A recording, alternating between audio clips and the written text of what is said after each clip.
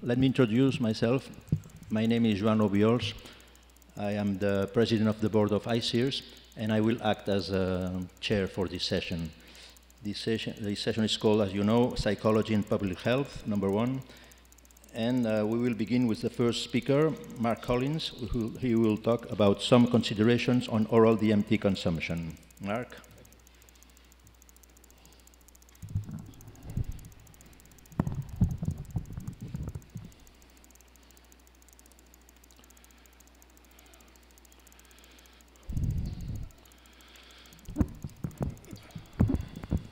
Good afternoon, ladies and gentlemen.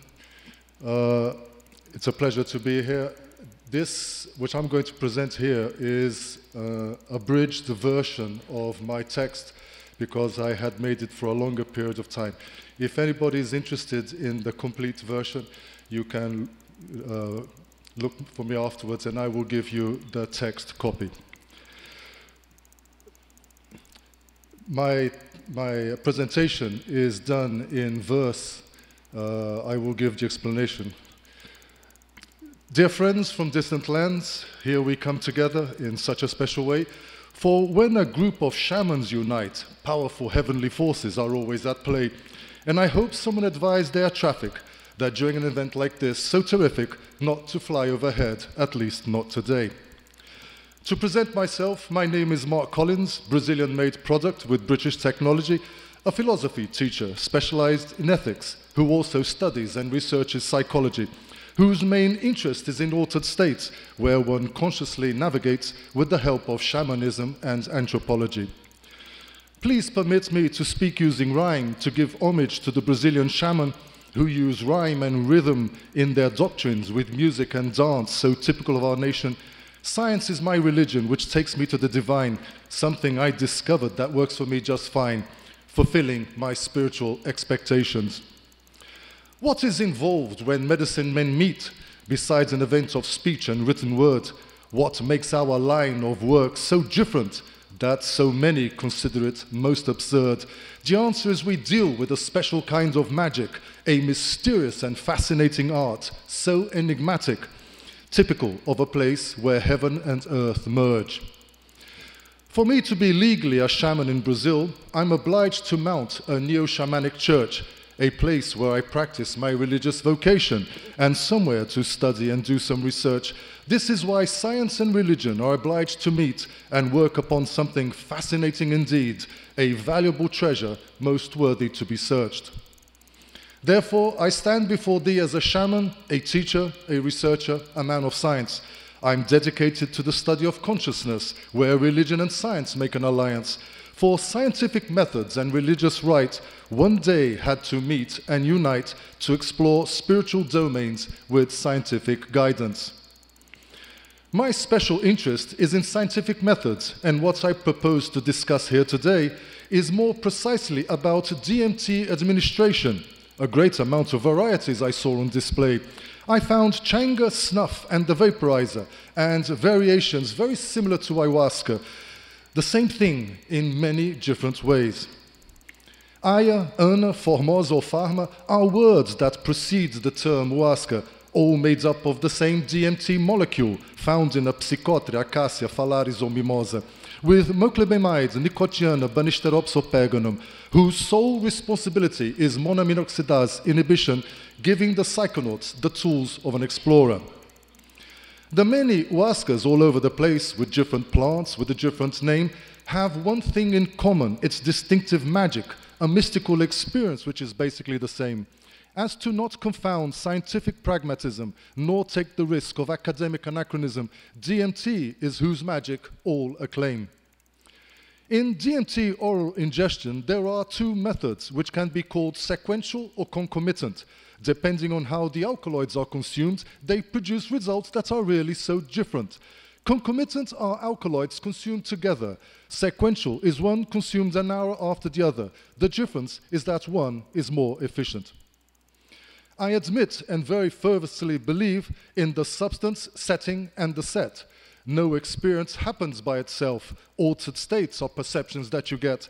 A new interpretation of everything that surrounds. A new meaning to every sight, smell, and sound. An experience so intense, not easy to forget. What is very important to realize, only a substance achieves our intention. That involves delving into spiritual realms, one of many things found in a session. DMT is a human neurotransmitter that when ingested, it does indeed permit us to achieve transcendence, immanence, a better comprehension. Because of this, I have taken the initiative to defend the use of this chemical substance. No point in trying to hide it from public view, since it is present in such abundance. Although contained in some grass, bush, or tree, it is not the plants that give the effects that we see, but it is DMT that provides the results so wondrous. I am always very happy to recollect Dr. Alexander Shulgin's declaration when he said that dimethyltryptamine can be found in practically any location. They would have to burn down half of all nature found on both sides of the equator to eradicate it like they do with prohibition. My personal opinion I want to share so people have clear, coherent information is to give credit to the substance in question so that we end this type of disinformation. The spirit molecule is indeed a magical tool. No matter its origins, the effects are always true, leading to the thresholds of parallel dimensions.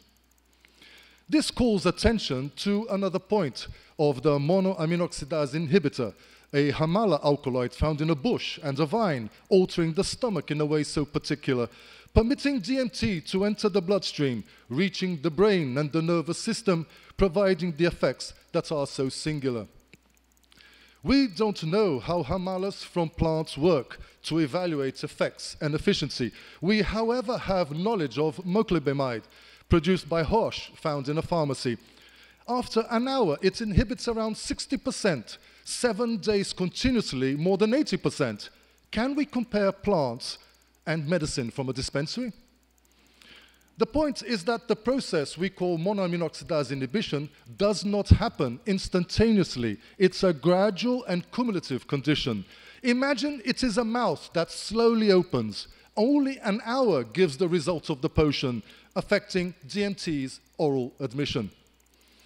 The sequential method has innovations, improving the experience through DMT, discovery of personal inhibitor levels, slowly increasing doses to guarantee the maximum amount to be obtained, but never to leave the participant strained.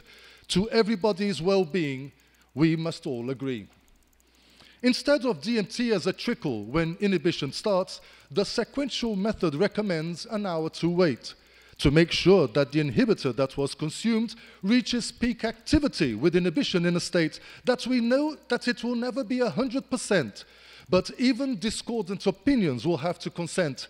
It was more than that consumed the concomitant way.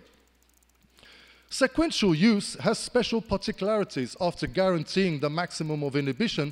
Over the sessions, DMT levels are increased for the participant to slowly acquire a condition, discovering the amount of DMT he needs so that a psychedelic experience he can achieve in a way appropriate to his natural disposition. The main distinction between methods is not generalizing everyone in a single batch of tea. To find the best way to ingest such a psychedelic when done at its best is certainly not easy. Participants should be as comfortable as possible. With this substance, we have to be responsible for not imposing more suffering than what is in need. Thanks to empiric and scientific research, DMT is absorbed in the brain a different way, happening for only 60 seconds each hour. The amount absorbed gives the altered state. Although you may insist after this interval, there's no modification in your experience at all. After 60 seconds, there's an hour to wait. The main point to be studied in ayahuasca is we do not know when DMT is being absorbed. For that 60-second moment of absorption, we do not know when it is being performed. If this happens right in the beginning, the passage of DMT is only trickling. What enters the brain is less than what informed. Because we absorbed so little in the beginning of what we consider the process of inhibition, to make the most of the initial trickle, larger amounts are given for consumption. Ayahuasca has considerable amounts of DMT just so that the initial trickle permits one to see the grand effects seen during the session. Of the DMT consumed, its use is much less. What interests us is what happens in the brain. If its use is sequential instead of concomitant, with smaller quantities, the effects are the same. Although a certain quantity of DMT is consumed, there is a difference in what the brain used. Concomitant use is only done in tradition's name. The concomitant use of ayahuasca's alkaloids has something else to be brought into sight. The fact that the MAO inhibitor and DMT content, the brew has these concentrations irreversibly tied.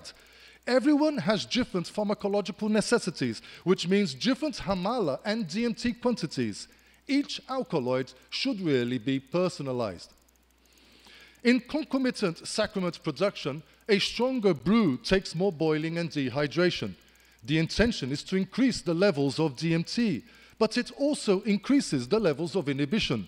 In the end, what eventually happens in all concentrated ayahuasca samples, alkaloids are found in an exaggerated condition. This eventually produces in the body effects that ayahuasca is famous for giving. DMT gives the effects of the mind and the spirit. Hamalas give diarrhea, sweat, and vomiting. Traditions consider this a sacred purging. One shouldn't be obliged, sorry for diverging, to access such an experience with so much suffering. With doses, you control the experience. 2 stages are taken into consideration. The experience is the DMT consumed. The MAO inhibitor provides inhibition. The Hamalas must achieve peak performance, amount consumed, and effect in accordance to provide DMT's best assimilation. These questions being discussed here by the majority are not considered or understood. The concomitant method is a random experience lived in the sincere heart of a shamanic brotherhood. As a religious sacrament, it is more than adequate amongst us for millennia with followers so passionate, but as a contemporary therapeutic tool, ayahuasca is not as good. All substances in psychedelic therapy research, with dosages consumed, there is great interest. There are many differences to be observed, something that in my sessions I am also witness. Be it a dose that is micro, psycholytic, or psychedelic, each with their effects, which are extremely specific. Ayahuasca cannot do this, no matter the insistence. The religious use has no need to know doses. The effect is a result of divine intervention. The altered state is only if you deserved it. The main proposal is towards your redemption. Do not conclude that I have anything against it. It needs a better control if its use is therapeutic, especially a contemporary therapeutic application. To give credit to such a marvelous molecule, I developed the IDMT project that I here present, that combines religious practice and scientific study, 2 means of action that become so coalescent. Because we use the scientific method, it is science. Access to religious realms make with it an alliance. DMT gives us back a sense once inherent. The IDMT project has 2 parts. The Institute of the Tryptamine Molecule is academic. The Church of the Divine Master on Earth is religious, using a chemical tool considered entheogenic. These 2 facets are both part of the same thing, which is a general change in the way people think towards spiritual experiences considered hallucinogenic. But the main intention of this whole endeavor, if I may express what I hold dearly at heart, is the possibility of consuming DMT in a way always thought appropriate since my start. Alkaloids are administered always in milligrams to give control in a way that anyone can advance in each individual's psychedelic path. Many friends accompany my project, and I depend on them for good advice, hoping to make the best of an opportunity for someone to establish and mobilize. I gave my life a meaning and a quest, dedicating myself to do my best. Studying altered states changed my life. I believe that is it. I finally arrive at the end with deep gratitude to all here present. I try to make myself as clear as possible, trying to make the experience pleasant. It is indeed an enormous privilege to be with so many colleagues in peerage, a special moment I will deeply treasure. Thank you.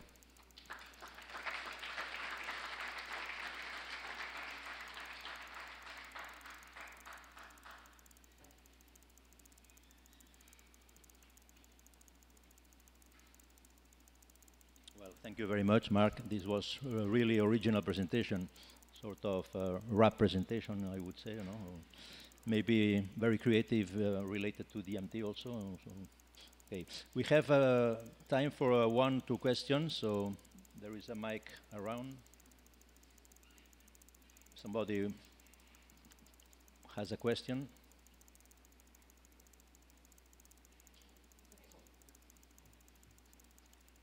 Maybe you can come.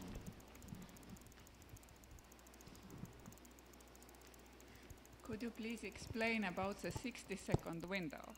Yes. In the Rick Strassman's book, The Spirit Molecule, he affirmed that together with empiric research, they discovered that DMT is only absorbed during 60 seconds during each hour. It is strange because no matter how much you take after this experience, you will discover that it will not improve or alter what you took originally. So there is people who, when they take strong ayahuasca, it is, you can see that when you take ayahuasca, you have your peak experience, and then 1 hour afterwards, when the effect is starting to go away, if you still have a lot of DMT in your bloodstream, when the 60-second door opens again, you will find that the feeling comes back, the experience comes back, and it is strong.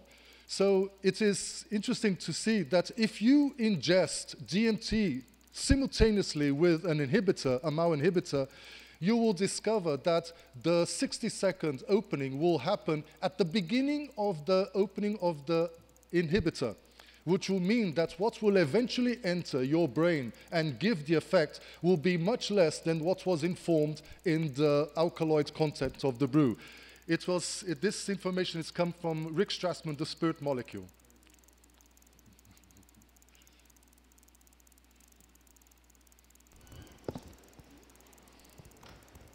Is the uncontrolled use of ayahuasca and other substances in a religious context, could you clarify how much hazardous could it be, since you bring the importance of controlling it in a therapeutical sense when it comes to using psychedelic drugs? You would like to know what are the hazards involved with the use of psychedelic drugs, DMT specifically? No, specific. I would like to know if there's if the uncontrolled use of the quantities, yes, the uncontrolled quantity used in religious rituals, if it's considered hazardous. Yes, I understand. The uncontrolled is not considered hazardous in the sense that we do not know what is the lethal dose of DMT. It is unheard of. We know that you can have a very, very difficult experience with excess of Helle alkaloids. So I believe that most of the bad experiences which people may have, which others say is a good experience, because there is no bad experience really, it can be because of the lack of the control of the alkaloids. I believe that if you control better the dosages, especially the individual dosages composed in the brew, then you would give people more control of their experience, and it will make it easier to go through. So there is no hazard in the terms of the use of Banisteropis or the use of Jurema, which is what I use, the mimosa. There could be hazard if you take Peganum hamala, which we know that in great quantities it does have rather toxic effects. But hazard by hazard, there's not really so much of a hazard, just extreme discomfort. Thank you. Thank you, sir. Thank you very much, Mark Collins. We have to proceed, and maybe we should give an applause to Mark, I think. Our next speaker is Shirley Mizumoto. She would talk about dissociative phenomena, which are really a very interesting area, quite unknown, so we are looking forward to hear you.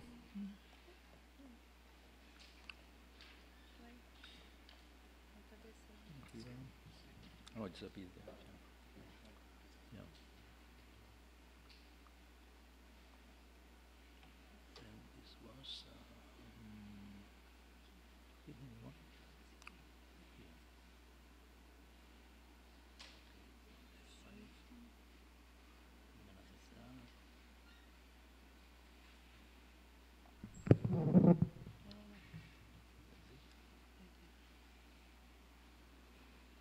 I would like to thank the organizers of the event and you for being here, your presence.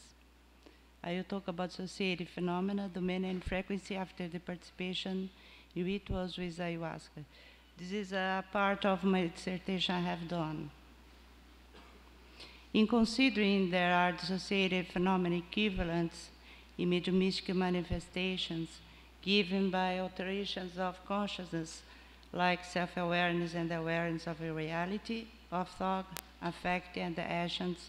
And in considering that in Brazil there is a rich mosaic composed by different mediumistic practices, we've chosen two genuine Brazilian religions to our study, two mediumistic practices with ritual authoritative states of consciousness.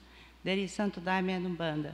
Santo Daime is seen with the trance mediumistic psychedelic that happens with the sacramental use of the psychoactive ayahuasca and shares the format of some of the spiritual works of Umbanda with possession trance. And Umbanda is mediumistic trance, where the possession trance is a focus of the spiritual works. We could say that in this study we have two control groups, this, Umbanda and the control group by itself. Just a few words. Possession trance, it is when one can feel an inner presence of supernatural beings or forces, given by alteration of consciousness that is attributed to an external force or spiritual being that takes possession of the consciousness of whom is experiencing it.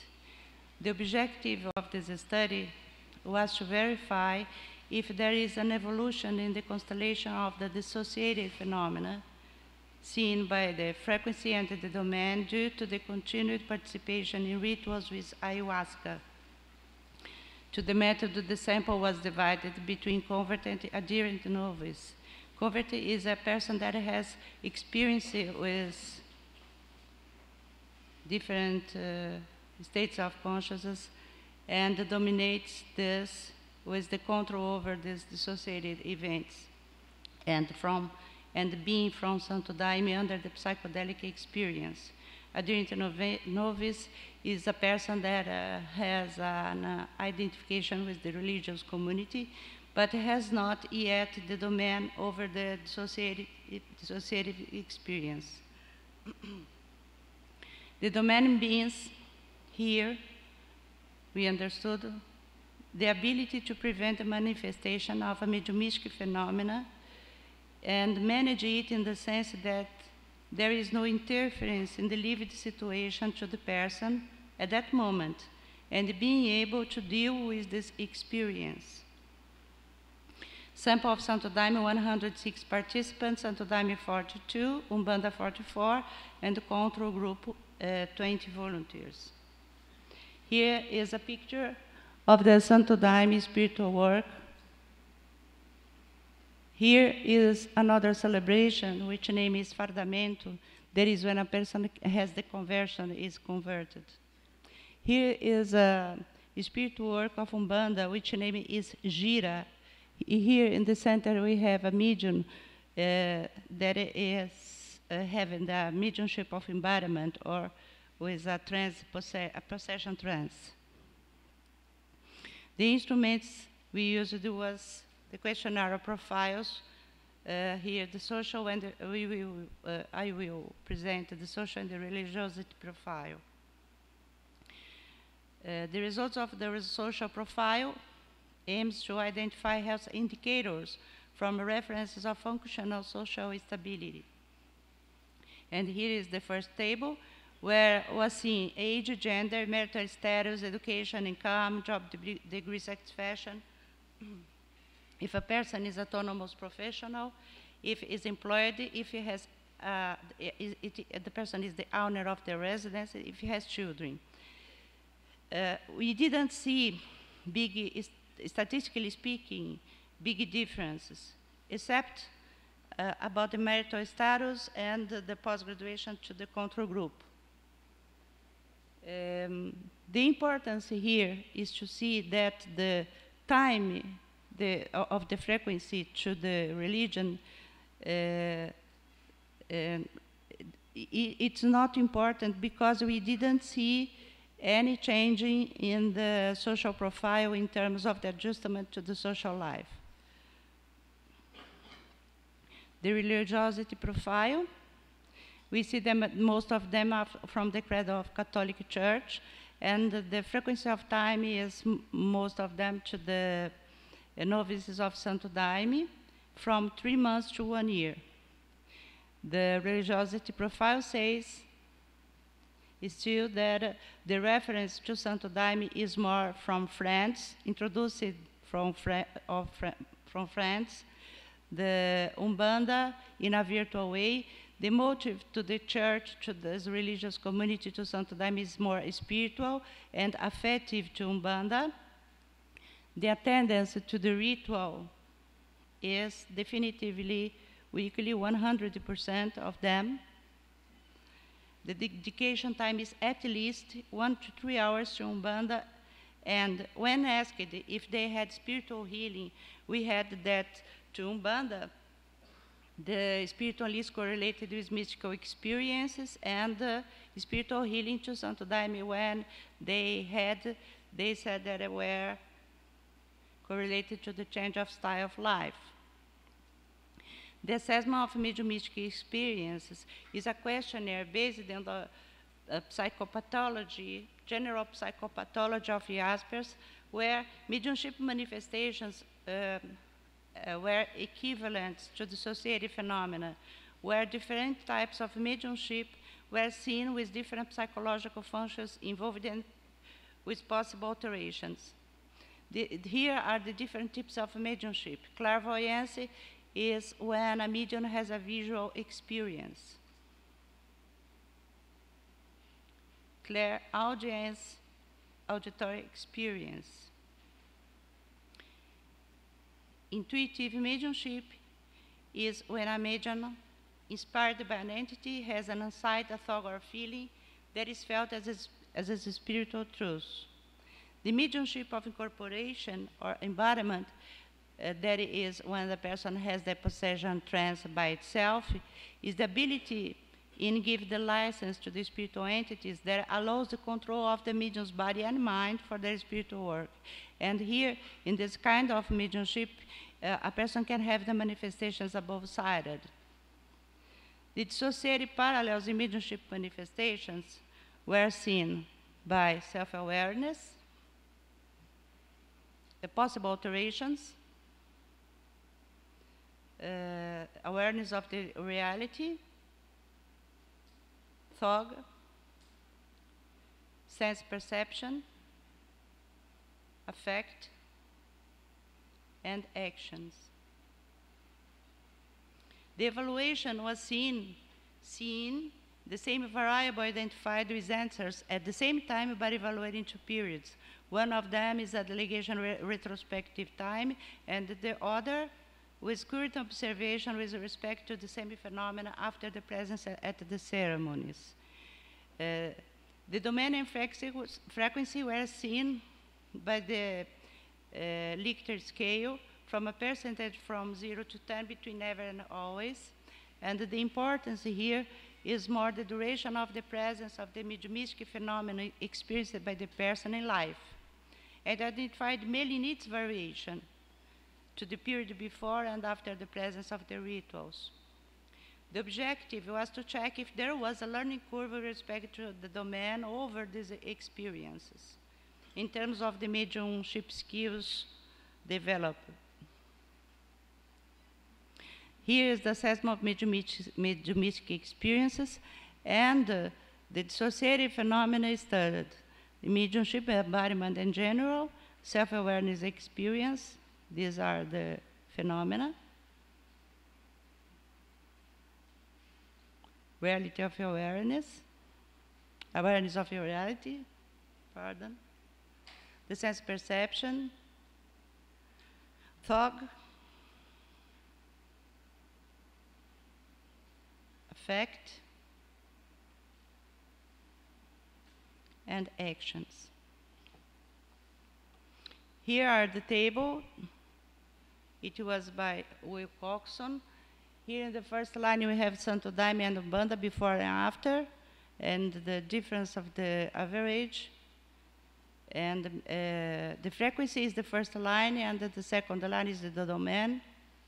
And here on the right we have before and after, but in seeing converts and novices, the differences. We can see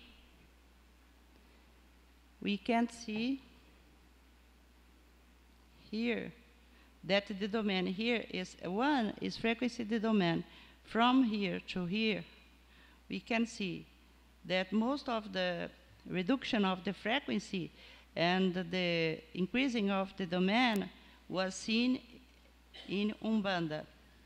Just in general, I will say this better. Here is the second part of the table. And here I would like to show that here we have more what we could say correlated to feelings in Santo Daime, here. Here is the domain and frequency in Santo Daime. I just put this to better see. This here is the reduction in the frequency, and here the domain increased, and in blue the domain increased over the phenomena that were in, with the frequency and its reduction.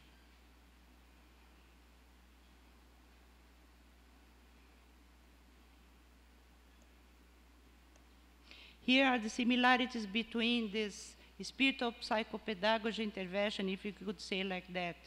That is the same method used in Santo Daime and Umbanda to treat the spiritual diseases that the participants have.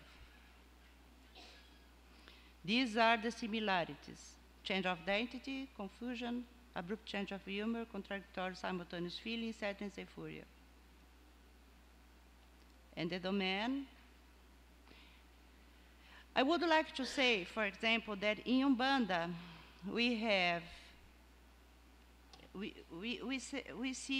seen the similarities. Here I am saying about the difference and the domain of the phenomena. In Umbanda we have the phenomena more linked, we could say, correlated to change of the identity, linked to the self-awareness, the personalization, because most of the domain were correlated, were increased with phenomena that are linked to the change of the identity. In Santo Daime, more linked to feelings, correlated to feelings, the increasing of the domain over the phenomena, euphoria, sadness, and lack of feelings. But Santo Daime and Umbanda both had the abrupt change of mood for opposing emotions and simultaneous and contradictory feelings at the same, working at the same with their methods. Umbanda has its emphasis more, it happens more in a cognitive and comprehensive level of these manifestations. We could see this. And that is, the spiritual healing has no association, remembering that I said, with change of in lifestyle, but more with mystical experiences. Then the manifestations were correlated more with the change of the identity, in the sense that the person can be acting as if the person were another person or being.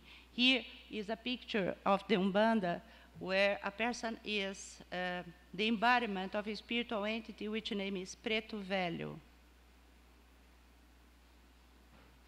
We could say that the limitations of this study could be related to the psychometric properties of the questionnaire that we have not done, and because we had done a retrospective study of the longitudinal study. But we could say also that the allegations we had in Santo Daime was with the domain with an emphasis in the affective sphere. The allegations confirm that it is a reduction in the depressive symptoms, and this confirms the psychopharmacological researches recently done saying about this correlation between ayahuasca and the reduction of depressive symptoms. Both of group, they work over affective manifestations of dissociative experience, and we could say that it's a question interesting to study the relationship between alternative states of consciousness and the bipolarity, because our data suggested the confirmation of the being by these results to the stability of the humor of them. In not seeing the statistical differences, but just the percentage we had, we could say that we had a reduction in the frequency of dissociative phenomena being by these tables in almost 74 of the total. And the domain increased of the over dissociative phenomena about 21% of the total. We had also not just the frequency with a reduction, but we had a frequency that was increased, and the domain that was not increased also. But this is probably done because of the spiritual interventions of these schools, spiritual schools. For example, the telepathy, that the two of the schools, they say that they had a feeling that being the experience of the telepathy is increased, the frequency, and the domain also is increased. But the domain also is increased because the intuition can be linked to this. The conclusion is that we had no deleterious effects as observed in Santo Daime in using ayahuasca in dissociative states after the participation at the rituals. By the opposite, benefits associated suggest overcome its innocuity. And that the mediumistic practice of Santo Daime, we could say also Umbanda, while in acting over the dissociative states, can promote a process of psychological integration. Here we could say related to the stability of the humor, with possible health implications for the personality. Thank you.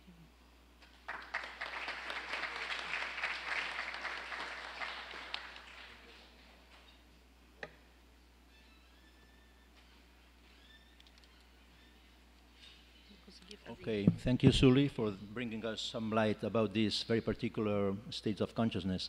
As we are not very good on time, we only have time for one question.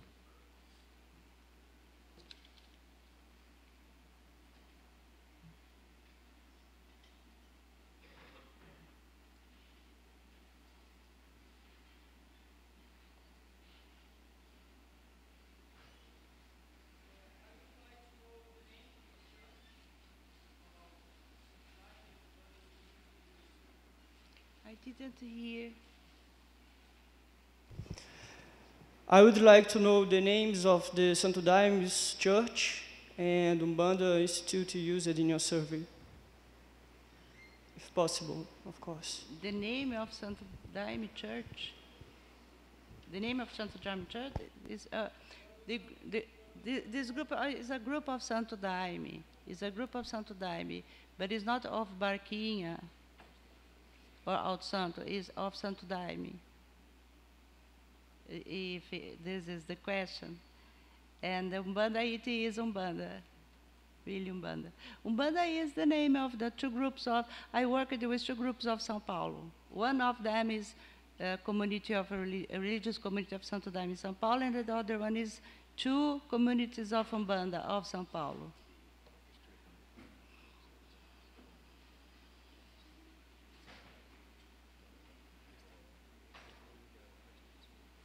Yes? Okay, thank you very much, Sully. Well, we will proceed on the next presentation, which is by Benjamin Mudge. I have to say, as a psychiatrist, I am quite amazed by the title. It says, The Therapeutic Potential of Ayahuasca for People with Bipolar Disorder. You may know, when we talk about these psychoactive substances, we consider that there are some people that should not be really, maybe be taking these. At least they have a risk for some potential complications. But Benjamin will talk about this, and I hope it will be very interesting. Thank you. Gracias. Hi, so I'm talking about my PhD research, which is about the therapeutic potential of ayahuasca for people with bipolar disorder. These are preclinical investigations, which I'll talk about later. So my name is Benjamin Mudge. I'm a PhD candidate in the psychiatry department at Flinders University. I'm going to point out that I'm not a psychiatrist. I have no medical training. I'm actually a patient with bipolar disorder who has, for the last 7 years, managed my condition with such success using only ayahuasca that a psychiatry department gave me a PhD scholarship to do some research about the potential for other people. So an intro about, quickly, bipolar disorder is a really serious mental illness which manifests in extreme mood swings and in significant changes in brain chemistry. On one pole of the illness, there is depression, that's melancholia, morbidity, flatness of mood, lack of energy, an impairment of cognition and creativity, an attitude of pessimism and futility, and an inability to experience pleasure. Mania is the opposite pole, involving speeding up of cognition and creativity together with massive increases in energy and decreased need for sleep. Mania can be euphoric, with excessive happiness, libido and overdrive, a reckless optimism and grandiose spending, whereas dysphoric mania is a speedy kind of paranoia. So bipolar disorder certainly has biologically determined causes, some of which are genetic, and therefore a biological intervention is required to manage our condition, as well as the lifestyle changes and psychological support. While normal people have normal mood swings resulting from life experience or psychoactive substances, their brains have a built-in mechanism which balances their mood back to normal quite soon. But with people with bipolar disorder, we seem to be missing the genes for this balancing mechanism. And therefore, stimulating experiences or substances push our moods upwards and upwards, overstimulation, whereas sad events or sedating substances lead to a downward spiral, slowing the brain down. So there's some common personality characteristics in people with bipolar disorder. For example, hypersensitive emotional reactions. We're easily traumatized. We have a hypersensitive nervous system reaction to psychoactive substances. This is really important for what I'm getting at. Now, there's also a statistical increased likelihood of having an exuberant personality, hyper-perceptive spirituality. Many people with bipolar disorder in indigenous tribes are actually the shamans, and an increased likelihood of creative talents. So, for example, this is Robert Schumann. He's a bipolar composer, and you can see his creative output was basically matched his mood swings at manic times. He created his most sophisticated works. When he was depressed, very little or nothing. So, there's a big correlation with creativity, and for example, you might know these authors, these artists, these actors, and these musicians all had bipolar disorder. This is all documented very well by a psychiatrist called Dr. Kay Redfield Jamison, who has bipolar disorder, and she's sort of mapped all this out. Now, the sad statistic is that there's a massive increased likelihood of suicide, and 30 to 50% of people with bipolar disorders either attempt suicide, 11 to 19% eventually do kill themselves, and in all those slides of all these people, Edvard Munch, he was locked in a mental asylum, and every other creative person in these slides either attempted suicide, died of excessive drug use, or killed themselves. So we've got a problem. Now, so the currently available treatment protocols, the pharmaceutical drugs that are available in the MIMS, prescribed in the DSM-5, and so on and so on. Now, they do manage the mood swings to some extent, but they've got horrible side effects, such as some of these. Now, now the thing is that for people, I admit that, you know, there are some people who are managed quite well. They're quite happy taking lithium, antipsychotics, SSRIs in combination, or various combinations, and, you know, they're okay. But especially for the sort of personality type, the creative, spiritual personality type, the creativity and the spirituality and the emotional sensitivity are actually the most valuable assets of that personality type, and these drugs take out, they numb all this stuff. So it's actually, the drugs are rejected by this personality type in particular. So an obvious question is, could the antidepressant effects of ayahuasca benefit people with bipolar disorder too? Now, so it depends. Okay, now firstly, some things, set and setting. Now obviously, your average person with bipolar disorder would rather go to a spiritual, sacred community, solidarity temple than get locked in a padded cell with a straitjacket, right?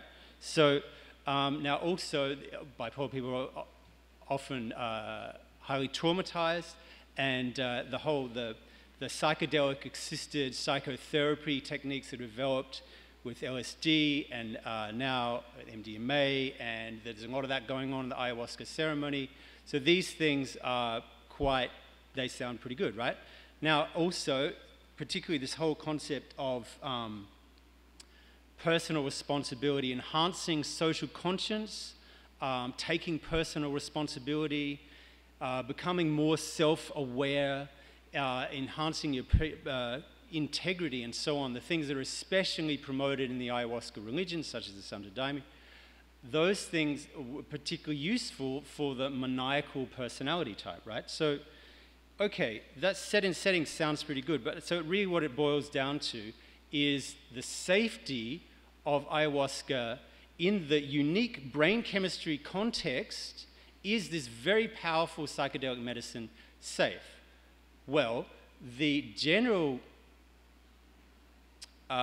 prescription, I'm trying to restrain myself from saying dogma, is that people with bipolar disorder should not take ayahuasca. That is what the psychiatrists say, and that is also what almost all the ayahuasca experts are saying at the moment, okay?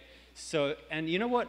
I really do respect where that's coming from, the duty of care, that we don't want people with bipolar disorder to have a manic episode, to become suicidal and so on. I really respect that, the duty of care coming from a really good place. Okay, but it actually makes it impossible to answer the question, could ayahuasca help people with bipolar disorder, because there's no tests being done, right? So,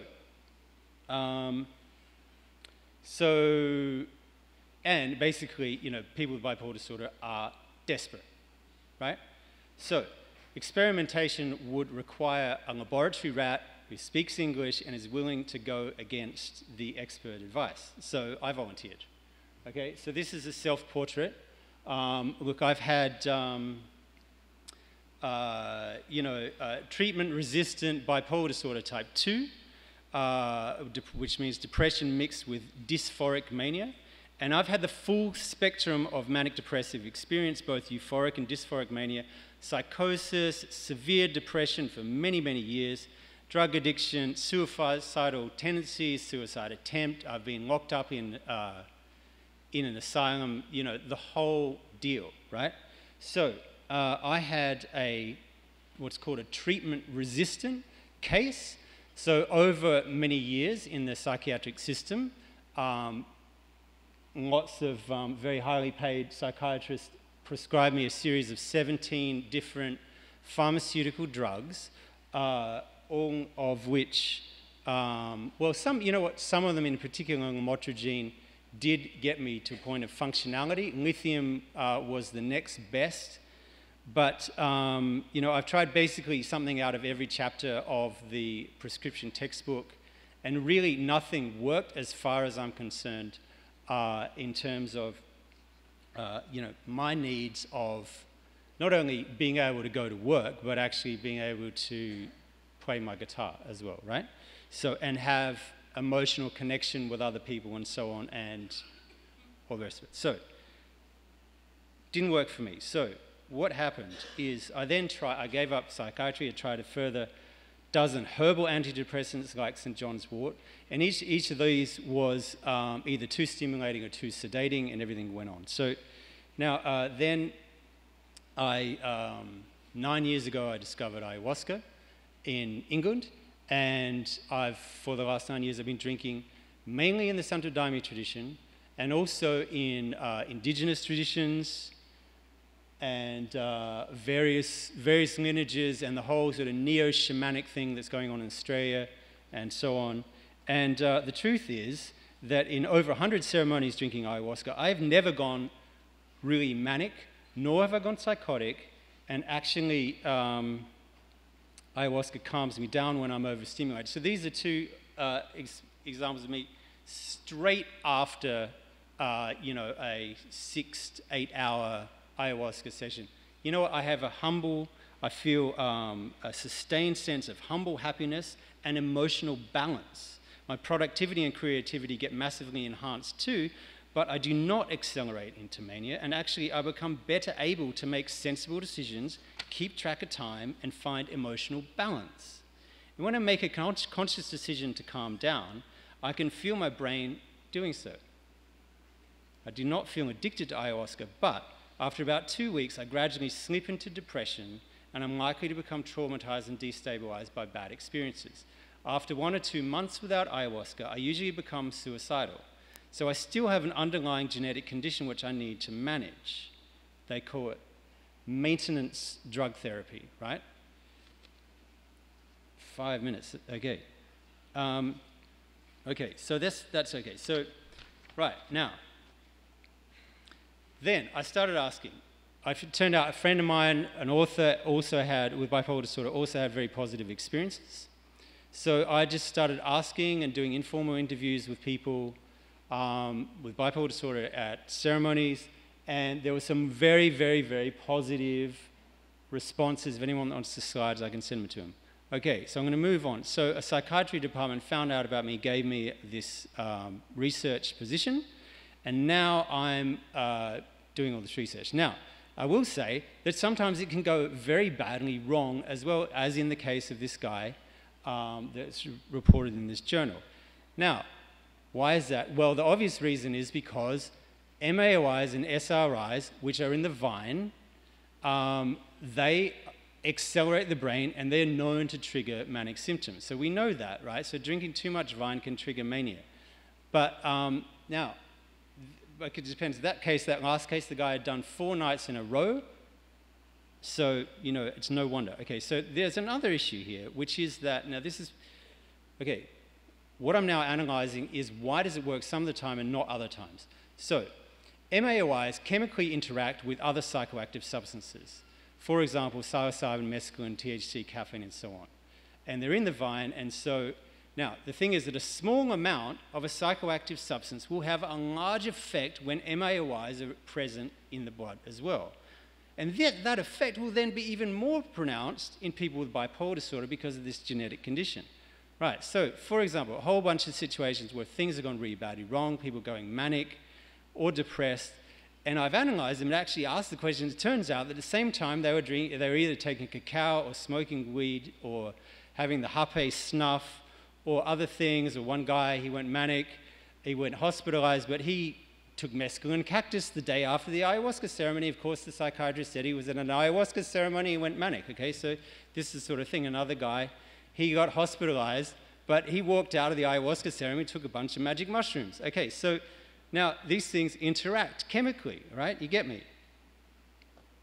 Now, here's another one. Fermented ayahuasca contains alcohol. Alcohol is contraindicated. So the sugars in the vine, together with water and alcohol, create alcohol. Water and oxygen create alcohol over time. Now, if you open a bottle of ayahuasca and it's fizzy, it's got a little bit of alcohol in it. A little bit is a big problem for people with bipolar disorder. This is my observation, the testimonials I've got. People getting depressed, really depressed, after drinking fermented ayahuasca. But, interestingly enough, one guy, he had the same brew months apart. The first time he had the brew, he was great afterwards for weeks and weeks. The second time, the same bottle, literally the same bottle of ayahuasca had fermented for a few months.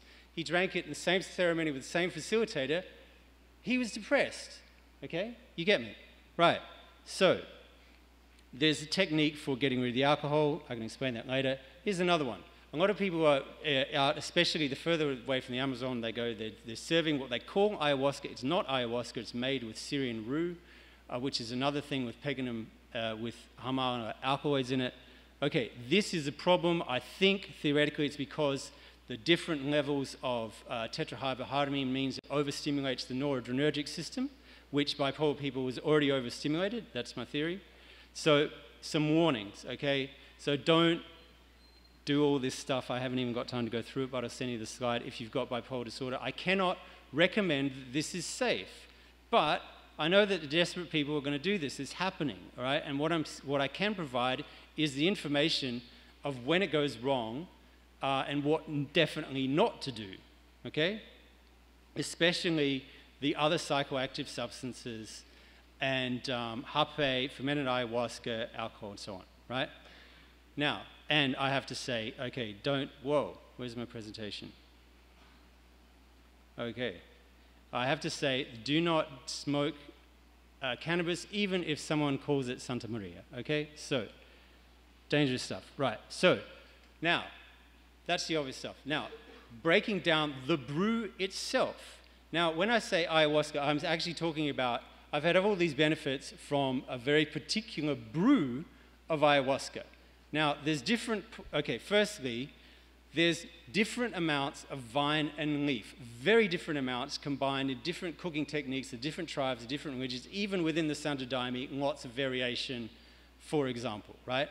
Then there's this other variation of, there are subspecies, red, black, yellow, orino, and so on, different vines, subspecies. So all those things have got different alkaloid content. There's 4 psychoactive compounds. All the brews that have been analyzed have got variations in those, okay? So what I'm saying is they're different. So there's no one such thing as ayahuasca. It depends on what brew of ayahuasca we're talking about, right? So now what I've done is I've been mapping these things out. Now if you imagine you can print different colors in a 4-cartridge color thing, and I've been mapping them out with the colors. So for example, to give you a visual, this Shipibo brew, analyzed by Terence McKenna, is very different from the Santo Daime brew analyzed by Jordi Rieber, right? So that makes a difference. I've got my theories. I'm too early to even really kind of put those together to present them. So anyway, but basically it depends on the brew. But what I will say is that, I've been I've been brewing myself. You can get the plants that have been imported to Australia and they grow in the tropical areas. I've been brewing my own, and I've been tinkering. Just, you know what? That was too overstimulating. So I'm going to brew some more chacruna or acacia and add it in. A tinkering, self-experimentation. And basically, the more DMT, the more miração, more light, compared to the strength, the força, right? The more DMT, the better for stabilization of brain chemistry. Okay, now by the way, I like your idea about it makes total sense what you're saying, have the MAOIs before the DMT. Bipolar people, bad idea because they're already overstimulated by the MAOIs before they get the DMT. Okay, so bipolar people at the same time. I've done that experiment as well. Okay, so now, Mestre Ineo's wisdom. Mestre Ineo was a founder of Santo Daime. His hometown was Rio Branco, where we are. So he formed the Santo Daime religion, right? So not only was he a saint, I acknowledge him as a genius scientist because he worked out in great detail the choice of subspecies. So his favorite was Jagubi orinhos, right?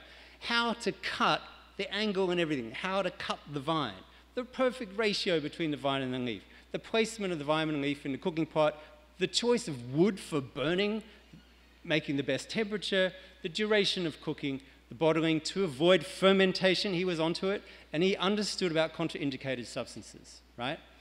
Now, and I'm very glad to say that in Rio Branco, his wife, Madrina Pellegrina, and a very dedicated team of people who are really on it with the detailed technical stuff, they've continued this tradition perfectly. Now, about 7 or 8 years ago, Mestre Ineo appeared to me after my friend Thomas gave me a heroic dose of Daime in London, and Mestre Ineo said to me, I was like on all these other things at the time, and he said, all you need to manage your condition is the Daime, right? So I feel it's very significant to say this. In Rio Branco, he was correct. And just to prove the point, on Saturday night, I drank his brew of Daime with Madrina Pellegrina, and you know what? I'm good. Okay? So, now, what is Viva Mestre Ineo? So, what is DMT's role in all this? Well, I basically am hypothesizing, early stages, that this is playing a mood-stabilizing role in actually the phosphoninositide cycle and so on, in brain mood swing balancing, okay? So why do I think this? As I said, the more DMT in the brew, the better. But also, now this gets interesting. So in Australia, there's some DMT-containing species of acacia, for example, these ones here. And what's going on is that there's a lot of people that are smoking a crystal extract that is 97% pure DMT. Now, I've got 3 bipolar people's testimonials saying that it balances them out. Quote, whether they're depressed or whether they're manic, then smoking DMT crystal stabilizes their mood, okay? Now, that's really interesting. And there's, you know, someone even came off pharmaceuticals just doing this in a therapeutic, sacred setting way. Anyway, so on.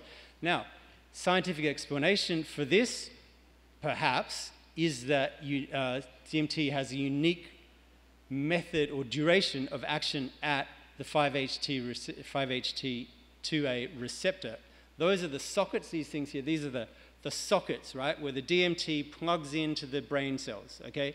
So it's also where serotonin plugs in, and it's also where psilocybin, mescaline, and LSD plug into the same place. They all have different cascading effects within the neurons. Now, the theory, my completely theoretical explanation for this is that DMT has a shorter duration of action, a shorter dissociation rate, so it's basically a quick little bit of stimulation and pops out. A little bit of stimulation pops out. A little bit of stimulation pops out, unlike serotonin, which can overstimulate over time.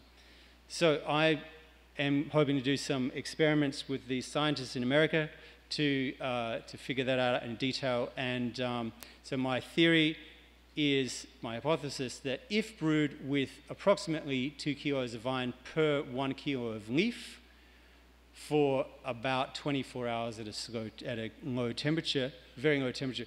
If taken a compassionate, therapeutic, sacred ceremony, and only if you've got strict dietary and contraindication restrictions in place, all that is a safe and effective antidepressant, which does not trigger mania in the people with this condition. And I dedicate my work to some people that mean a lot to me. This Amy Winehouse from my hometown, Camden, she famously did not go to rehab at a time when simultaneously there were amazing sacred ayahuasca ceremonies going on that she just didn't know about because they're illegal, okay? So I'm hoping, I believe she could have been saved. And I believe that these two friends of mine, bipolar disorder, who both committed suicide this year, could have been saved. Now I know Mel, she wanted to drink ayahuasca, she wanted to try it, but she was locked in an asylum, forced to take antipsychotic pharmaceuticals. Peter Woodlands, he actually had tried ayahuasca numerous times, and he was going really well. He felt like he was going great with that off his pharmaceuticals, but then the prices of ayahuasca for someone who's on a disability pension, he couldn't get into the ceremonies, and there was basically a shortage. He committed suicide as well. So what I'm hoping is that if, and only if, my theory is proven correct, that one day a particular brew of ayahuasca could be used in some kind of sacred ceremony within a psychiatric system. And so right now what I'm doing is I'm basically want to know the truth. So if anyone has any knowledge about someone with bipolar disorder that has actually drunk ayahuasca, please tell me what's happened. It can be totally confidential. I've got like encrypted communications things and all that sort of stuff. I want to know I want to know the truth. Okay, thank you. Muchas gracias. Muito obrigado. House.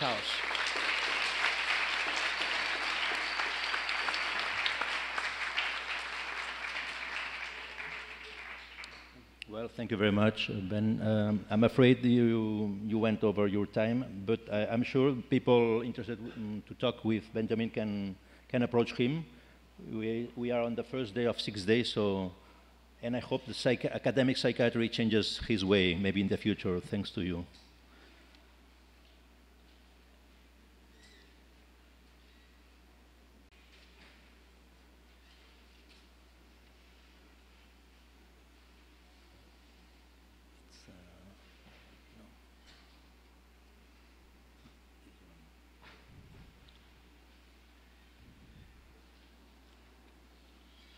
Well, we have our next speaker is Helle Kaasik.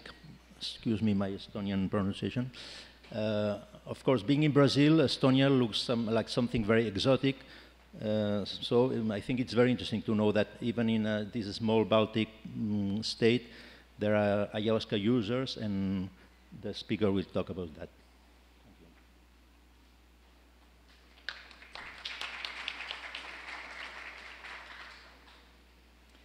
Hello, I am Helle from Estonia, and I will speak to you about results of my master's thesis about culture and psychology of ayahuasca users in Estonia. Kairi Kreegipuu, my supervisor, is not here, but I will tell what we found. Estonia is on other side of the globe. It's a small country in Europe. A bit more than 1 million people live there, and I guess that about 1,000 or a bit more have taken ayahuasca at least once in their life. So those plants have reached pretty far from here. I don't have to tell you what is ayahuasca. You know the plant. People drink this sacred drink all over the world. They drink it sometimes in nature, sometimes in churches, sometimes with shamans who guide the process with song and music. And I had good reasons to guess that in Estonia something like this is going on also. At least media wrote about this, illustrating it like you can see. It wrote about secret and dangerous shamanic rituals with comment from police that it is very illegal. So, but nobody knew what goes on in reality. There were no scientific investigations about ayahuasca users in Estonia, so we didn't know who those people are, what they do, and how does it affect them. As I was studying psychology, and I met Santo Daime in Netherlands 5 years ago, and fell in love with Santo Daime, and then I thought, why not do some study on ayahuasca users in Estonia? So the topics of my master's thesis in psychology became who are ayahuasca users in Estonia, how they describe the ritual, the experience, and the effects of the ritual on their life, and which are their mental health, personality, and quality of life. I made a little cross-sectional questionnaire and interview study. I could not give people any ayahuasca because it would be too much for our system. So I could not give people any ayahuasca. I would love to do some experimental study about it. What I gave them was questionnaires about their mental health, personality, about their ayahuasca use, about quality of life, and interviews with psychiatrists and clinical psychologists who didn't know who of those people is an ayahuasca user and who is from the control group.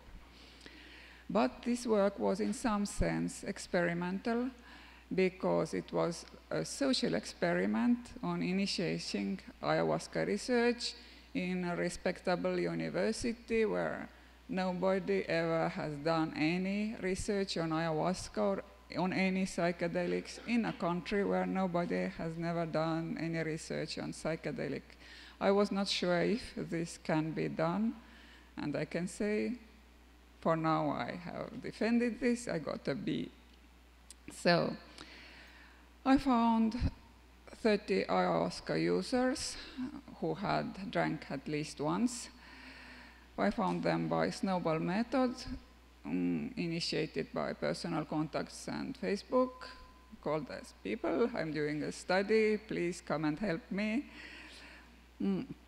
They were middle-aged, all white, first language Estonian, above average income, and of diverse spirituality. We don't have such ayahuasca churches in Estonia where you could go and get tens of people who have drank at least twice a month for at least 15 years. But we had to find some people who had tried this. And according to whom I found, we found control group of people who had never drank ayahuasca, who were matched by gender, age, and education with the ayahuasca using group. Measures were the standard psychometric tests and neuropsychiatric interview about mental health and personality. I got which tests I could get in Estonia, could get permission to use those tests.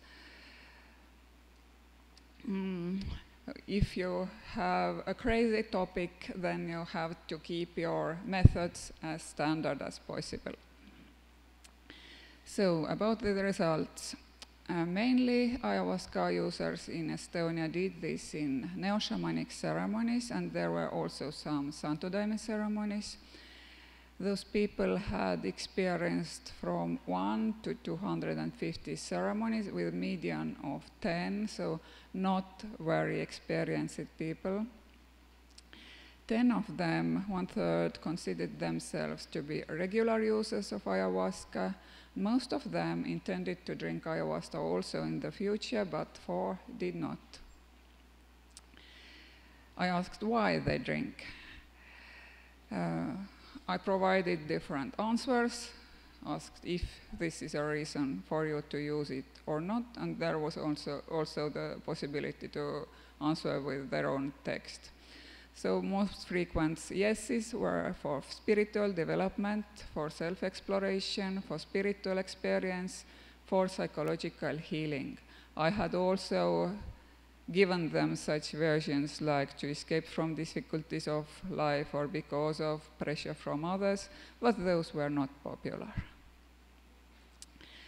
I asked about their experiences, to what extent was their first experience pleasant, difficult, and teaching, and the same about their last experience, if they had more than one experience. What I got was a big variability, so experience can be pleasant, can be difficult, can be teaching, maybe so, not so, but to make some conclusions about if the last experience is better, less difficult, and more teaching, there was not enough of statistical significance. I asked people how ayahuasca use has changed their physical health and mental health, and I asked for both. Has it changed your health for worse or for better? And the results did show that there were some people who had adverse effects for mental health, 6 of them out of those who I asked, but mostly, both for mental health and physical health, people were thinking that it has been better, more than worse, and the result was statistically significant. But this was about subjective effects, about what people themselves think about how it has influenced their health. There was also an open-end question about what it has done to you.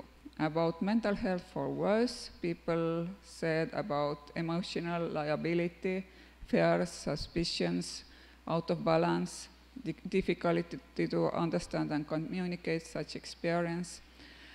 But there were much more positive changes around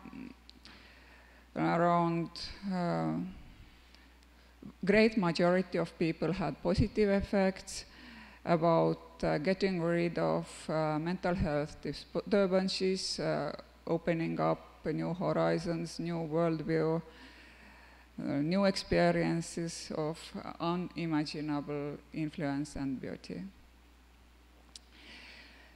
For the more objective standpoint, the people themselves think it has been good for them. They see themselves as healthy and happy. But they had an interview with clinical psychiatrist, clinical psychologist and a psychiatrist, and the results were that abuse or addiction to ayahuasca was not found, not a big surprise as we know. No significant differences were found in cognitive abilities, so no mental health damage. No increased frequency of mental health disorders, and indicators of anxiety and depression were lower in ayahuasca using group. About their personality, ayahuasca users had lower neuroticism and higher openness and agreeability. Neuroticism means disposition to experiencing negative emotions, and openness is wanting to try new things, to get new experiences. No wonder they had this. And agreeability means about altruism, wanting to help other people.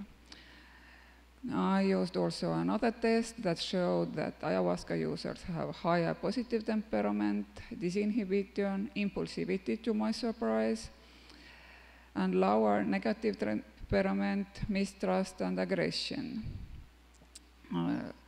Results of comparison with a control group were that ayahuasca users have lower aggression and higher impulsivity than the control group.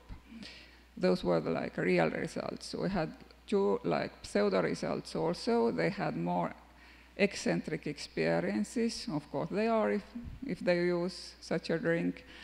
and they had lower indicator of propriety, that means conforming to social norms. Of course they have, because they have been involved in an illegal activity. So these results just show that the tests worked. And also I saw that the test has like control part that is made to show how much those people lie when they fill in the test. And I was glad to see that they don't lie much. The indicators of invalidity was by a standard deviation lower than the norm group average, both in users and the control group. Life satisfaction of ayahuasca users was higher than in control group, and happiness about life was higher in ayahuasca using group, and these results remain statistically significant even after controlling for higher income in the ayahuasca group.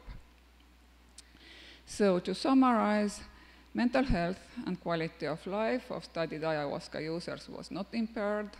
Actually, it was even better, but I follow a tradition of being careful about consequences of big studies done in Brazil and summarized also in a very cautious way. Peculiarities of their personality were moderate and towards good, and participants of the study described their use of ayahuasca as a serious spiritual practice with mostly beneficial effects. So another summary about the social experiment of doing such a study in an old, respected university where nobody is studying ayahuasca. It was successful. Academic freedom does really exist, so we are welcome to use and enjoy it. Thank you.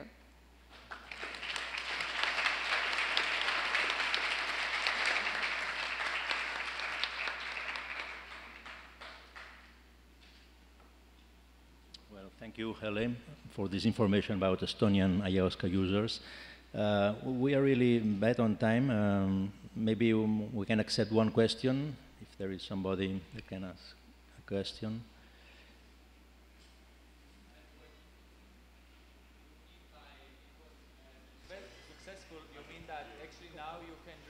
You have a microphone there, please. Microphone? Oh.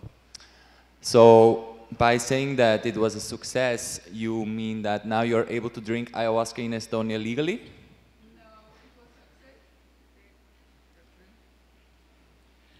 Unfortunately not.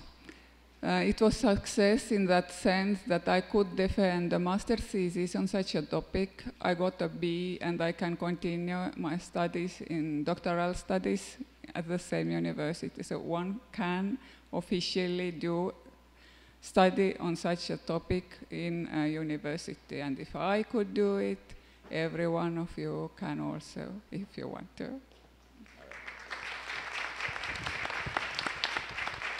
Thank you. We're coming to the end.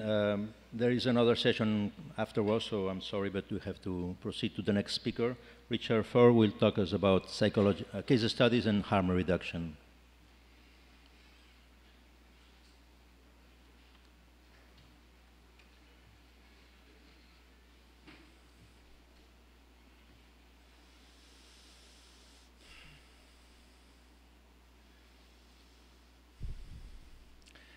December 2014, Sarah is 28 years old, working at a university, very sensitive yet intelligent young woman, no previous history of mental illness. She participates in her first 2 nights of ayahuasca ceremony.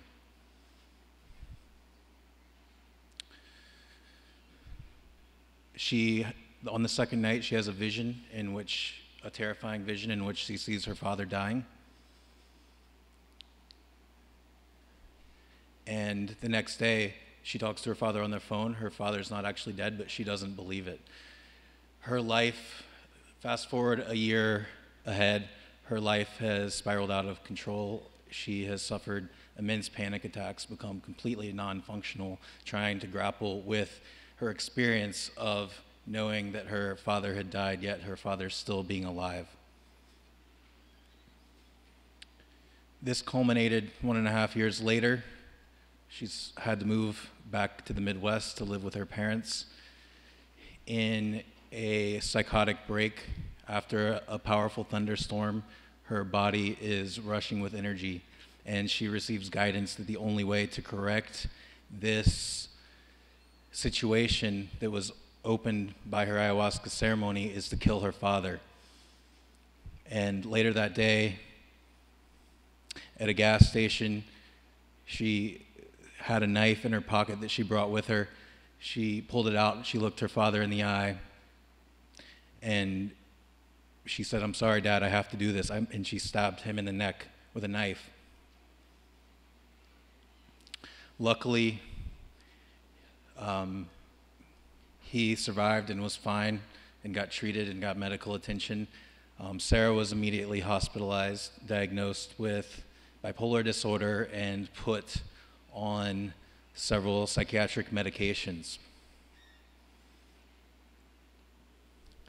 The reason that I tell this story today is because I want to bring awareness. We all know about the positive therapeutic and healing effects of ayahuasca. I want to bring awareness to the flip side of what are some of the things that are happening in our world, what are some of the negative impacts, negative psychological impacts that are happening in our world, and how can we help mitigate them. And I believe it's our responsibility as a community to see our shadow and look at the actual overall impact that ayahuasca is having and see how we can help mitigate those effects and support those who are falling through the cracks and help them turn those difficult and challenging experiences into a deeper healing, a deeper awakening, so that they can experience the benefits of ayahuasca. I also have a personal interest and passion about this because I myself went through a very difficult integration experience with ayahuasca, spending most of my adolescence sick and bedridden and being diagnosed with multiple mental illnesses and suffering panic attacks.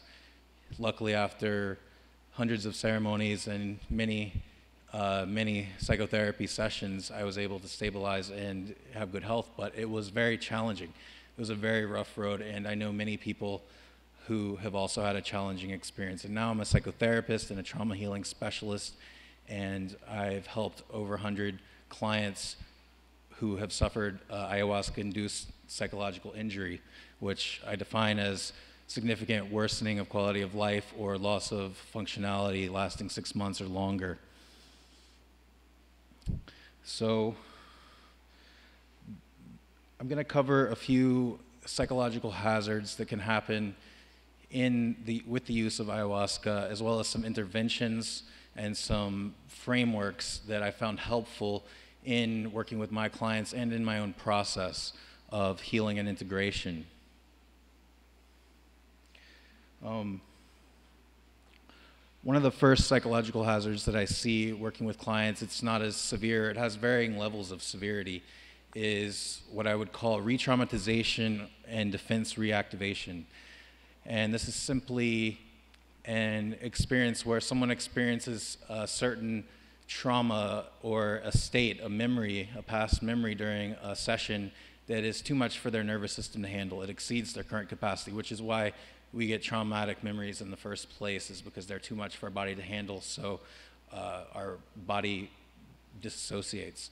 So if someone has an ayahuasca experience that is a valence level or intensity level that is too much to integrate, it can cause a re-traumatization of that specific memory that they were experiencing rather than healing. And subsequently can add valence to that trauma, as well as cause the defense mechanisms to be even more activated and closed off afterwards. And I've seen it many times in myself and in other people. And sometimes even on a subtler level, it can be a part of the integration experience and the after effects after having a very profound experience, then closing down either within the days or weeks afterwards. and it's something to be aware of. And I found somatic trauma therapy and resourcing to be helpful in smoothing things out. Often just a few sessions or a few months of somatic psychotherapy can be very effective in helping somebody come back from that and integrating properly. Now, the second psychological hazard that I want to talk about, which has been talked about today, is onset of, and is similar to Sarah's case, is onset of latent mental disorder or mental illness, such as bipolar, depression, anxiety, panic disorder, etc., or schizosis. And you know, I don't believe that those labels are always helpful or the best way to do it, but people meet the criteria nonetheless, like Sarah. So I'll use this terminology. I want to present a case study of Aaron, a 46-year-old businessman who had done ayahuasca for several years, had done about 80 ceremonies, and was experiencing very profound positive effects in his life. He also had no history of mental illness. And a few years in, he had a ceremony that he just couldn't handle. It was very strong, and he described it as being visited by an evil entity or being possessed by some kind of demonic entity that even after the ceremony, for months after, he would be visited by, and created pain in his body, told him to hurt himself, other things like this. He tried doing more ayahuasca to purge it or release it or get help in removing this entity without success. And I found it helpful in this case to bring in some different frameworks from researchers in the field of psychedelic research and trauma healing, like Stanislav Grof and Peter Levine, and I've created kind of a framework synthesizing many different theories from the field of trauma and healing into a coherent framework that can handle the complexity of ayahuasca integration. So what I found very helpful in Aaron's case, and what Aaron found to be helpful for him, was changing the whole framework of what we're seeing and looking at it, starting to look at things from a perinatal perspective of perinatal trauma and from a somatic perspective. So instead of going into the stories of this evil entity, we focus highly on the physical sensations of the experience. So, and this is a frame from Stanislav Grof's cartography of the psyche of the perinatal unconscious. Basic perinatal matrix 2 can be experience of crushing pressure, pain in the head, psychotic break, losing my mind, no hope, despair, never-ending suffering as the contractions start during the first phase of the birth process. So I bring together a few different models here, and what was most helpful is kind of from a trauma perspective, implicit birth memories and memories from before 6 months of age are usually stored in the brain stem. And there is no other data recorded except for physical sensation. So this is our very primitive brain, a reptilian brain. And the language of this primitive brain is sensation and impulse. So in psychotherapy sessions, we focus on bringing language, on building a bridge between the neocortex and the brainstem, building a neurolinguistic pathway between the two parts of the brain and between really all three parts of the brain, between the emotional, limbic, feeling system. So, for example, in psychotherapy, we start to just focus on the physical sensations. Like, what does it feel like when this evil spirit is possessing you or making you want to harm yourself? And it's like, oh, I feel a crushing pressure in my head. I feel a pulsing pain in my head. I feel tightness in my chest. I feel constriction in my shoulders. And we start to just come out of any narratives or stories and focus on neutral, specific terms for sensations. And as we spend even a couple hours as sort of a meditation, building a linguistic gap between the two, that often helps the the memory spontaneous release, often resulting in spontaneous tremoring, psychogenic tremoring, and within a few months of this type of therapy, Aaron was free of all symptoms and learned a lot about how he processes ayahuasca experiences, as well as was free of any symptoms and had improvements, actually.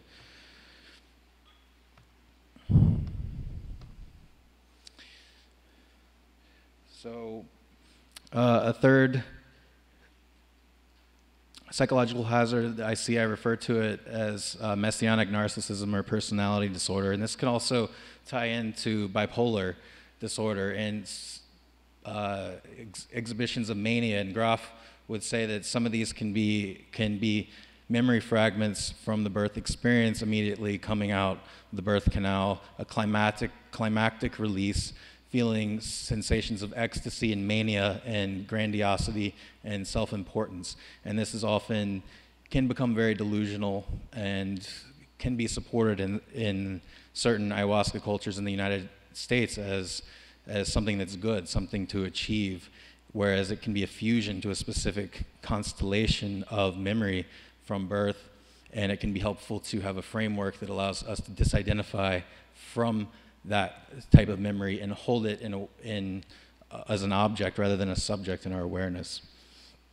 And number 4 that I've seen, psychological hazards, are onset of physical health symptoms and illness after participation. And this one is still very much a mystery to me. I've seen it in myself, I've seen it in many people.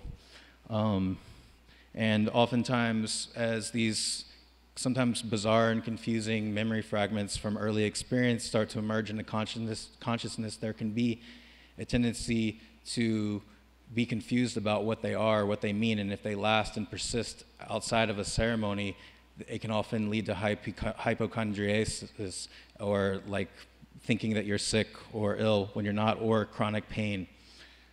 Also, just staying in any of these locked up trauma states can put the nervous system in a fight or flight response mode, triggering the release of lots of different stress hormones, which over time, if not treated, can cause the onset of even more health symptoms. So those are some of the hazards that I have seen. And overall, I just want to do a recap on.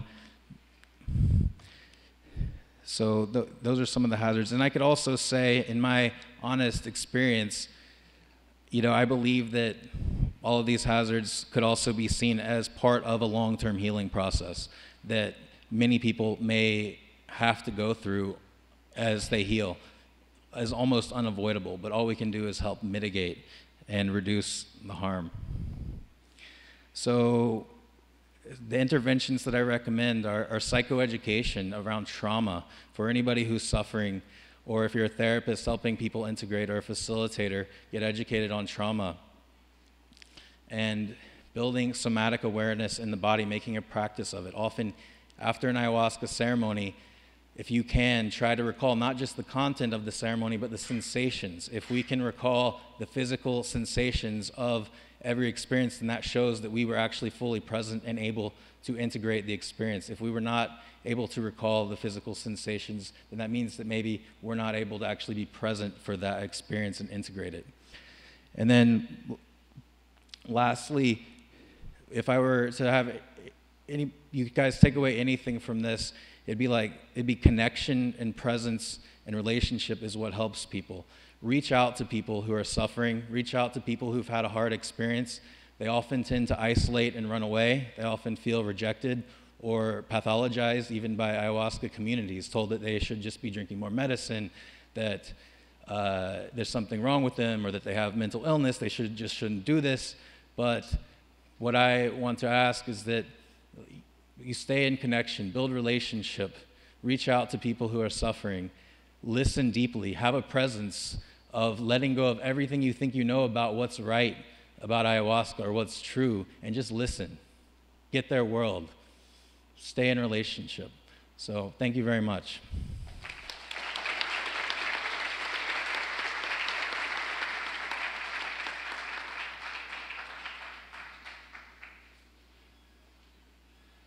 Well, Thank you very much. It is evident that some issues are really controversial, but I think that one of the goals of this Congress is precisely talking about this and discussing. Maybe you have time for one question or two, but the people of the next session are coming.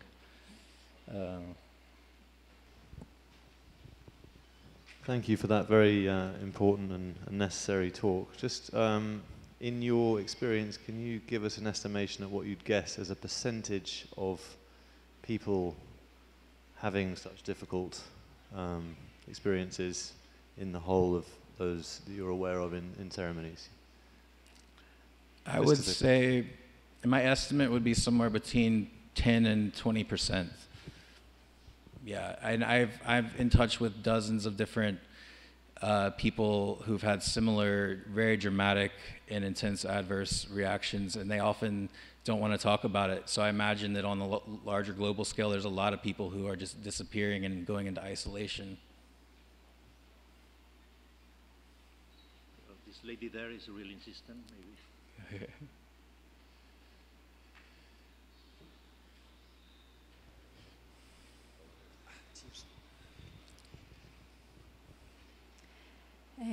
I wanted to ask if in your case studies, if you researched what kind of ceremonies did they participate? Was it ceremonies that they did it themselves? How was the medicine cooked? And if they had a history of drug use before or after? Thank you. Very good question. Yeah, it's something I like to think about a lot too. Neither of the case studies I mentioned had any history of drug abuse. And they both were participating, I don't want to reveal the exact type, but they were participating in ceremonies with very experienced facilitators.